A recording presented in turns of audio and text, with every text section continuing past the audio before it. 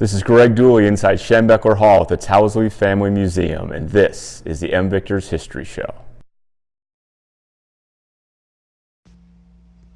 ESPN recently came out with their top 150 players in college football history, and naturally these lists are scrutinized by guys like me, and that's fair.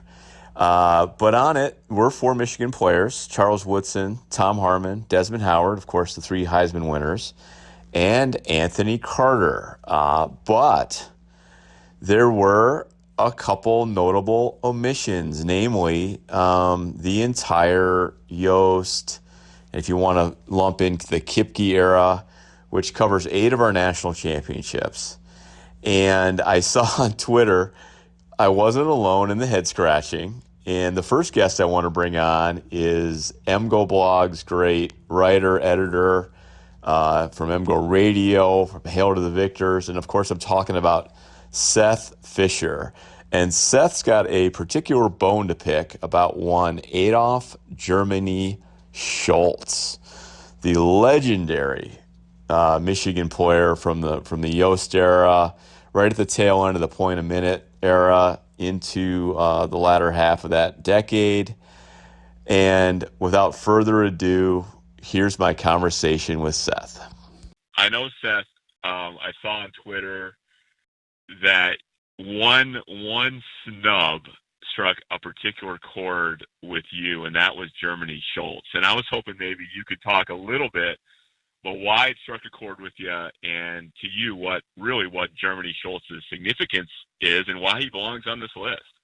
Well, I mean, when you make these lists, like, I understand people make a cutoff, right? There's always an asterisk, because if you're going to include the point-a-minute teams on any list, then you're just going to blow everybody else out of the water, right? It's hard right. It's hard to make comparisons, and then there's some good reasons for making cutoffs sometimes. But leaving this guy off, if you're going all the way back 150 years and there are old guys on this list, I mean, it's like leaving Lawrence Taylor off a list of NFL linebackers of all time. It's like the one name that everybody knew for the first half of the century. And it's not like I'm not just coming out of nowhere. This is not just Michigan guys. Like, Walter Camp is the guy that everybody, respected, kind of one of the guys who helped create the game. He said Germany Schulz was the greatest center, which, means middle linebacker, that he'd ever seen.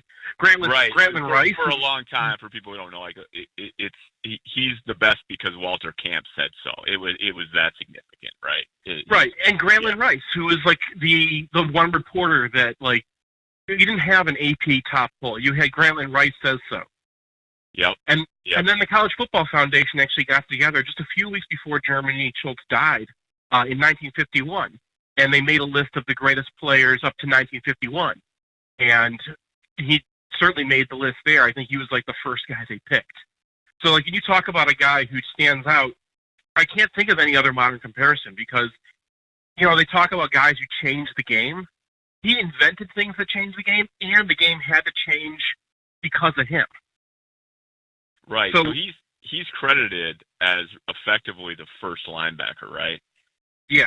Yeah, which is always a difficult thing to do, because where do linebackers come from? You used to line up 5 guys on the offensive line, 5 guys on the defensive line, and they just line up right across from each other, right? So your center was in the middle and the guards are flanking him.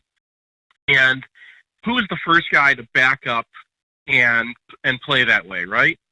There are probably a whole bunch of guys who tried it, because, these players used to move around all the time. Moving around was part of the game, especially on defense. But he's the first guy to really, the first center to really stand up and play that way every down. And I think he told Yost when he did it, because it was his decision to pull himself back. And Yost is like, "What the heck are you doing?" He's like, "Look, if I don't stop them, then I'll go right back to the line and shut up." He's like, I have to make 4 yards to get to the line of scrimmage wherever he goes. That running back is lining up 5 yards in the backfield. Is there any running back in the country who can go 5 yards faster than I can go 4? No. And that was his explanation. My explanation is they were starting to use the single wing offense, where you just kind of load up one side. And the single wing it's a very simple formation, but the whole idea is just put all of your meat on one side and just like run out that side. It's basically off tackle to super extremes. And it works so well because you just get the defensive line just kind of caught up in there. Well, if the center comes off the line, he can just track the ball wherever it goes. And as long as he can plunge into the line in the gap that he's leaving before the running back can get there, then okay. And so that's where modern linebacking comes out of. It's kind of solving this problem of the single wing. And Schulz is the guy who does it,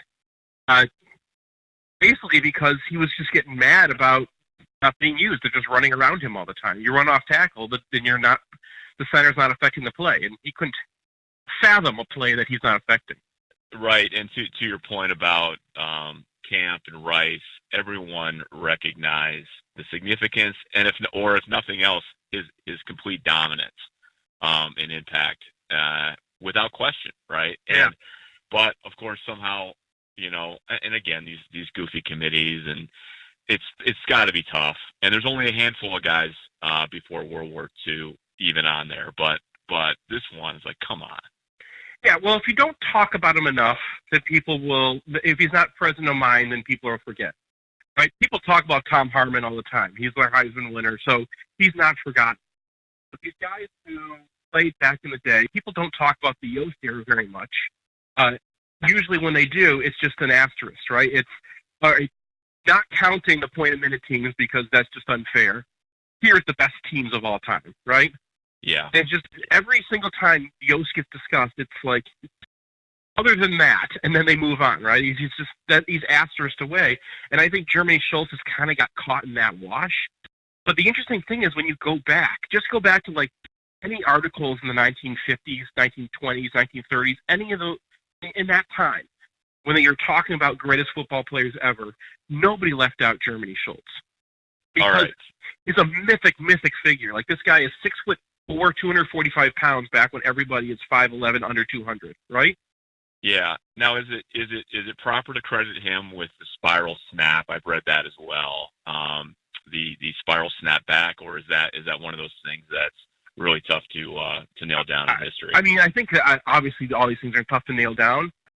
He's certainly the guy who brought it to Michigan, and I think that was another one of those things that probably got invented a lot of ways. There aren't a lot of guys who had hands as big as Germany Schulz.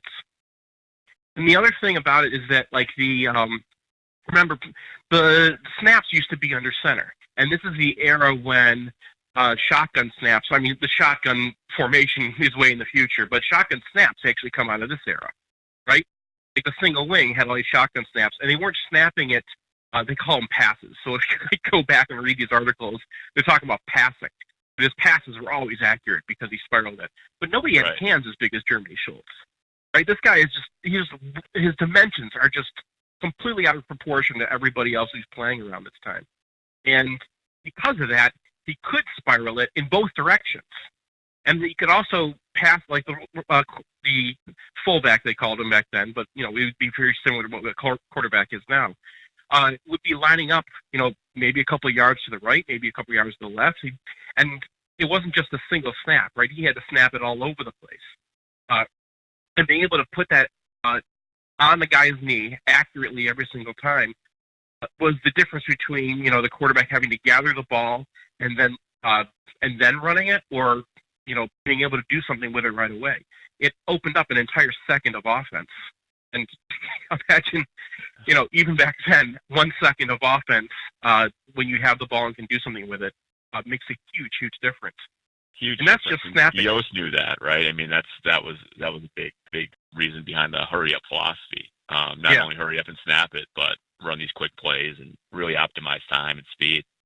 Yeah, because what happens is the faster you guys can faster you can get to the hole, the less time backers and people from the other side of the play have a chance to get there. I mean, that's just as true today as it was back then. I love it, man. I love it. So, but dude, he's such a mythic figure. Like, this, you got to go back and read some of the stories about him because half of them are probably not true. Right. I heard that Yost, when one of the games where the stands collapsed, and sadly this happened a few times, usually against Wisconsin, where the stands weren't built properly and they collapsed. I heard one time that and some heavy people in Wisconsin. all the players ran to this is the middle of the game, of course, and all the players ran to go help and pull all the people out of the pile and the pieces of the stands. And Yost told Schulz to no, you go stay, you go guard the ball, so they wouldn't lose field position, in the melee in the hysteria. So that's great. So I'm gonna throw a little scenario at you. So let's say ESPN comes back and begs our apologies, begs our forgiveness rather for this misdeed, and says, okay, you, Crick, Sap, Mate, you guys, Bacon, you guys can all get together, but you only get 4 slots. You only get the 4 slots we gave you, which were for Charles, Harmon, Desmond, and AC. Who are your 4, man? Or is this too much right now? I mean, sure, Schulz is easily on the 4. I think Woodson is definitely on the 4. I think Harmon is definitely in there. And after that, you got quite a debate for the last spot. I'm with you. So my friend John Crick, he's gonna make a big case for Heston to be on there. Desmond, obviously the pose and what that season meant was so important. But it really, to me, he had a great career, but it was really about that season. I think Harmon does absolutely have to be on there just because he was such a man among boys. Charles being the first defensive player and having that incredible year. Oh, and by the way, about Charles, how about, and again, we're talking about one group of people that selected, someone for an award in '97, but they ranked Manning number 21 and Charles 41. I guess Charles needs more clever SNL skits or nationwide commercials, and that'll help him the next time they do this.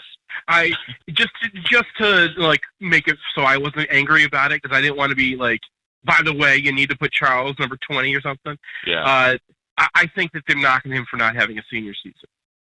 Right? If you're counting this by WAR or how much total contribution you had, Manning has that extra season, right? Fair. So that's fair enough. But yeah, I mean, don't discount Charles Woodson in '95 and '96. I mean, before he was a two-way star, he was. Do you remember Ty Law goes to the NFL and we're like, oh no, and then this guy shows up. Absolutely. No, it was amazing. So, well, all right. Well, Seth, thanks so much, man. Thanks for doing this, and I know we'll be talking soon. Oh, my pleasure. Anytime you need more stories, because we didn't even get to the Penn game. We didn't even get to the Big Ten changing the rules in order to just specifically to keep Michigan out. For the time when Michigan had to choose between Germany Schulz and rejoining the Big Ten, and they chose Germany. That's right. Yeah, we'll get into. I will definitely do a show on leaving the Big Ten, but Germany was one of those. Yost and Germany Schulz were a big pivot point in Michigan's really decision to say, see you later, suckers, because Yost is staying and so is Schulz. Right. So. Michigan's got something good when the Big Ten or the NCAA are trying to take it away. Seth, thanks so much, man. Talk to you soon. Thanks, Dooley. All right. Bye-bye.